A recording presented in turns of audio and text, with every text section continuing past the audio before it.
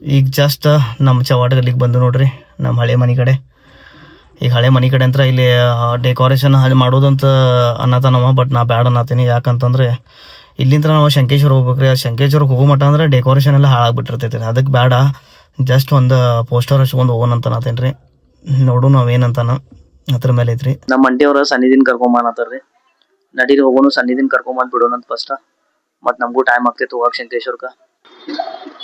ನಡೀರಿ, ನಮ್ಮ ಮಾಮನ ಮಗಳು ಕರ್ಕೊಂಬರೋನು. ನಾವು ಡೆಕೋರೇಷನ್ ಮಾಡ್ಬೇಕಂತ ಮಾಡಿದ್ವಿ, ಬಟ್ ಕ್ಯಾನ್ಸಲ್ ಆದದ. ನಮ್ಮ ಮಾಮನ ಮಗಳು ಕರ್ಕೊಂಬರಕಂತೇನ್ರಿ. ಇಲ್ಲಿ ಬಂದೇವ್ ನೋಡ್ರಿ, ಕನ್ನಡ ಸಾಹಿತ್ಯ ಭವನಕ. ವೇಟ್ ಮಾಡೋಣ, ಬರ್ರಿ, ಬರ್ತಾ ಹಾಕಿ ಕರ್ಕೊಂಡ್ ಹೋಗೋಣಂತ. ಏ ಸನ್ನಿಧಿ ಬಾಯ್ಲೆ ಬಂದ ನೋಡ್ರಿ ನಮ್ ಸನ್ನಿಧಿ. ಹೋಗೋಣ ನಡ್ರಿ ಕರ್ಕೊಂಡ. ಏ ನೀ ನಡೀರಿ ಹೋಗೋಣ. ನಡೀರಿ, ಪೈಲ ಹಾಕಿನ ಬಿಡೋಣಂತ್ರಿ. ಬಿಟ್ಕೇಶಿ ನೆಕ್ಸ್ಟ್ ಏನೇನ್ ಕೆಲ್ಸ ಅದಾವ ನೋಡೋಣ್ರಿ.